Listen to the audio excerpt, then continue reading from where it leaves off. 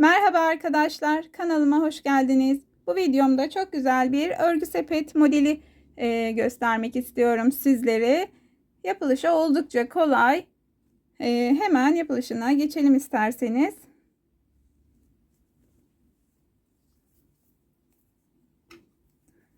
Öncelikle sihirli halka yaparak başlıyorum. Tığım 3 milimetre arkadaşlar. Sihirli halkam için 3 tane zincir çekiyorum. İpimi doluyorum. İkili trabzan yaparak başlıyorum arkadaşlar. Sihirli halkamın içerisine öncelikle 10 tane ikili trabzan yaparak başlıyoruz. Dolduralım arkadaşlar. Evet, 10 tane ikili trabzanımı yaptım. İpimi sıkılaştırıyorum. Ortası kapansın diye. Sonra başlangıçta yaptığımız zincirden tığımızı geçirip kaydırma yöntemiyle halkamızı kapatıyoruz. Tekrar 3 tane zincir çekiyoruz. Buradaki ilk sıradaki ikili trabzana batıp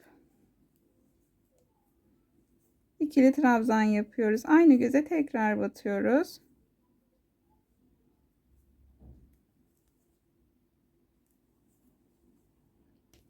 Yanındaki trabzanın tepesine yine 2 tane batıyoruz.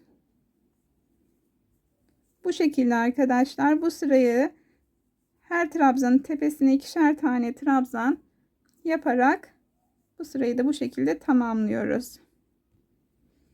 Evet arkadaşlar, ben bu sırayı tamamladım. Şimdi başlangıçta yaptığımız zincirden aynı şekilde kaydırma yöntemiyle ipimizi geçirip birleştiriyoruz. 3 zincir çekiyoruz. Şu arkadaki ipi kesmek istiyorum. 3 zinciri çektik. Buradaki yanındaki trabzanın tepesine ikili trabzan yapıyorum. Aynı göze bir tane daha yapıyorum. 2 tane yaptık. Doladım. Yanına bir tane yapıyorum. Yanındakine bir tane yaptım. Tekrar doladım. Onun yanına 2 tane yapıyorum. Bir göze.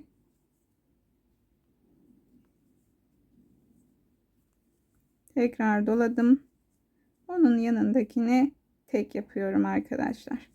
Bu şekilde arkadaşlar bir çift bir tek yapıyoruz. Şimdi çift yaptım. Pardon. Burada tek yapıyorum. Bir tek bir çift yaparak bu sırayı tamamlayalım arkadaşlar. Sırayı tamamladım arkadaşlar. Bir tek bir çift olacak şekilde aynı şekilde burada birleştiriyoruz.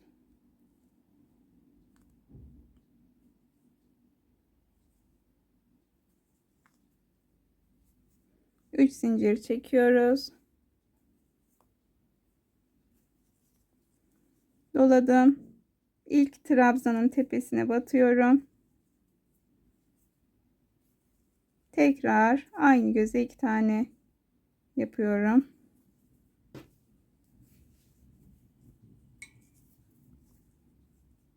Doladım. Yanındaki göze bir tane batıyorum.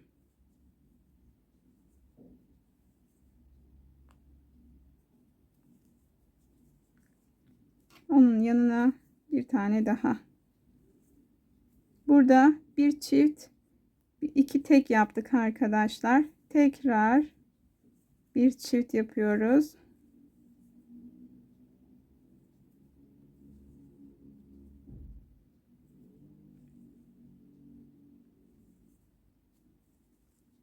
İki tek yapıyorum.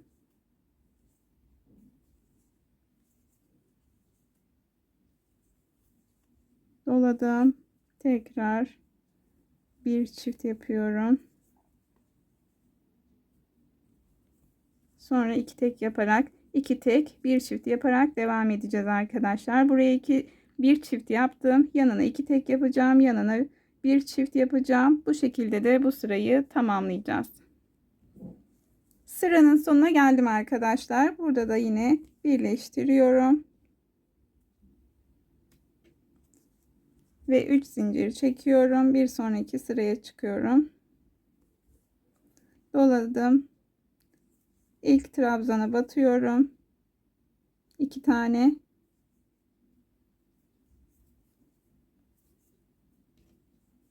Aynı göze 2 tane battım arkadaşlar. Doladım. Yanına bir tane doladım. Yanına bir tane doladım. Yanına. Bakın arkadaşlar, burada ilk sıraya çift battım. Yanına 3 tane tek battım. Yani bir çift 3 tek oldu. Tekrar doladım. Yine bir çift yapıyoruz. Ardından 3 tane tek batıyoruz arkadaşlar. Yani bir çift 3 tek oluyor arkadaşlar. Evet, 3 tane tek battım. Doladım. Bir tane çift batıyorum. Bu sırayı da bu şekilde tamamlayalım. Evet arkadaşlar, bu sırayı tamamladım ve yine her sırada olduğu gibi burada da birleştiriyoruz.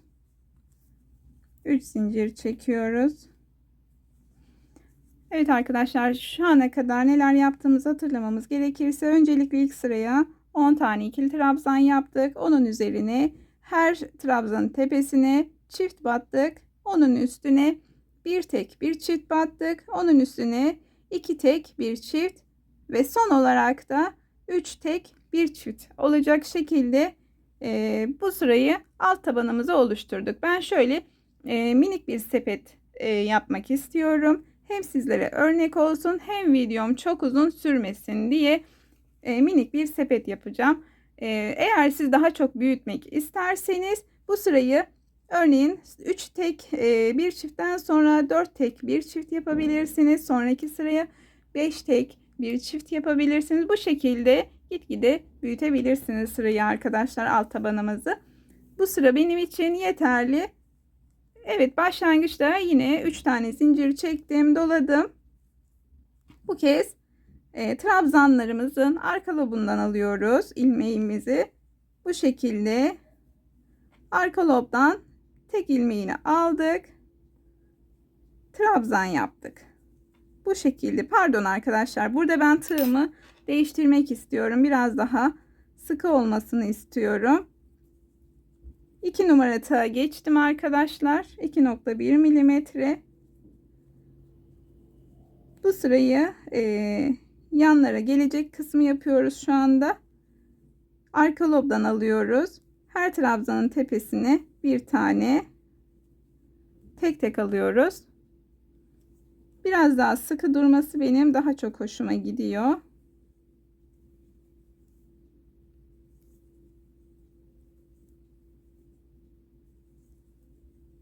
Evet, bu şekilde arkadaşlar sırayı her arka loba birer tane ikili trabzan olacak şekilde sıramızı tamamlayalım. Evet arkadaşlar, yan kısmını oluşturdum. Şöyle göstermek istiyorum. İlk sırasını tamamladım. İkinci sıraya geçiyorum. Burada zincirle birleştirelim. Tekrar 3 zincir çekelim. Dolayalım. Burada normal 2 lobdan alarak normal bir ikili trabzan yapıyoruz. Dolayalım. Yan sıraya geçiyoruz. Tekrar her trabzanın tepesine arkadaşlar ikili trabzan yaparak bu sırayı tamamlayalım.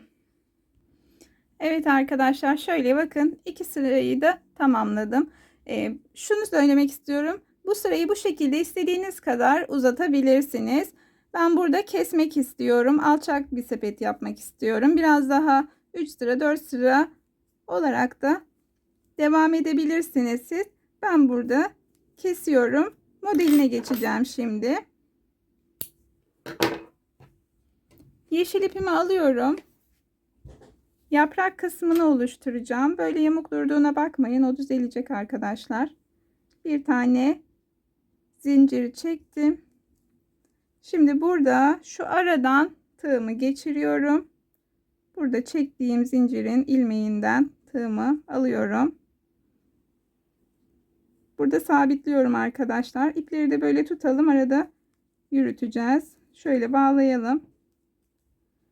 Evet, sabitledik yeşil ipimizi. 4 tane zincir çekiyoruz.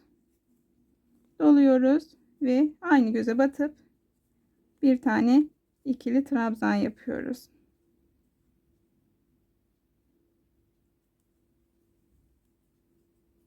Doladık. İpi arada yürütelim arkadaşlar. İpi tutmaya çalışıyorum. Arada 2 tane trabzanı boş bırakıyoruz. Sonra onun arasına, yanındakinin arasına, ikincinin yanına araya batıyoruz bu arada. Üstüne değil trabzanların. Bir trabzan yapıyoruz. Bir zincir çekip tekrar aynı göze ikili trabzan yapıyoruz. Doluyoruz. 2 tane trabzanı boş bırakıp üçüncünün arasına şöyle batıp bir trabzan yapıyoruz. Bir zincir çekip aynı yere bir trabzan daha yapıyoruz. Dolayalım. 2 tane trabzan atlayalım. Bir trabzan, bir zincir, tekrar bir trabzan. Bu şekilde bu sıranın etrafını dönüp gelelim arkadaşlar. Bu sırayı da tamamladım arkadaşlar. Şöyle gösteriyorum. Gördüğünüz gibi. Şimdi burada hemen birleştirip ipimi koparacağım. Diğer rengime geçeceğim. Zincirle hemen birleştiriyorum. Bir zincir çektim ve kestim. Pembe ipimi alıyorum arkadaşlar. Üstüne çiçek kısmını yapıyoruz bununla. Yine ben 2 numara tığımla devam ediyorum. Bir zincir çektim. Bakın burada bitirdiğimiz yerden başlıyorum. Hem aradaki buradaki ipi de yürütmüş oluyorum. Buraya arkadaşlar ipi de üstüne atlatalım. Sık iğne ile sabitledik. 3 zincir çekiyoruz.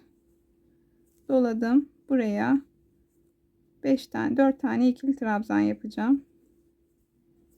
Zincirle birlikte 5 olacak.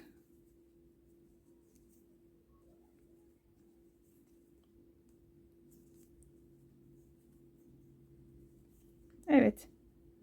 5 tane trabzanımız hazır. Tığımızı çıkarıyoruz. Zincirden batıp tekrar çıkardığım ilmeği alıyorum. Şöyle ipimi çekiyorum geriye doğru. Tomurcuğumuzu oluşturuyoruz. 2 zincir çekiyorum. Doluyorum.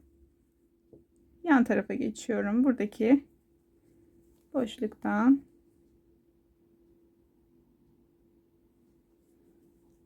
geçirdim tığımı. Burada arkadaşlar yine 5 tane trabzan yapıyoruz.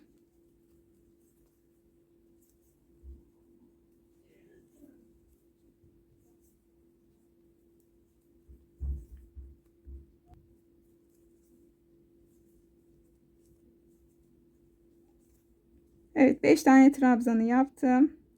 İlk sıradaki trabzanın tepesine batıyorum. İlmeğimi alıp böyle geriye doğru çekip kapatıyoruz. 2 zincir çekelim. Şuradaki ipi temizleyelim arkadaşlar. Tekrar aynı şekilde yan tarafa batıyoruz. 5 tane ikili trabzan yapıyoruz.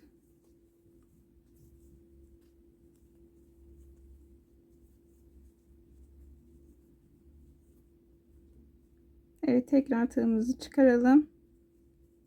Tomurcuğumuzu yapalım. 2 zincirle devam edelim arkadaşlar. Bakın bu şekilde bütün etrafını dönüp gelelim. Evet arkadaşlar, bu şekilde ben tamamladım. Şöyle bakın şurayı başladığımız yer ile kaydırma yöntemiyle hemen birleştirip bir de zincir çekiyoruz. İpimizi hemen gizleyelim. Evet arkadaşlar, sepetim hazır bu şekilde. Ben daha önce bir boy büyüğünü yapmıştım. Şöyle arkalarını da göstereyim.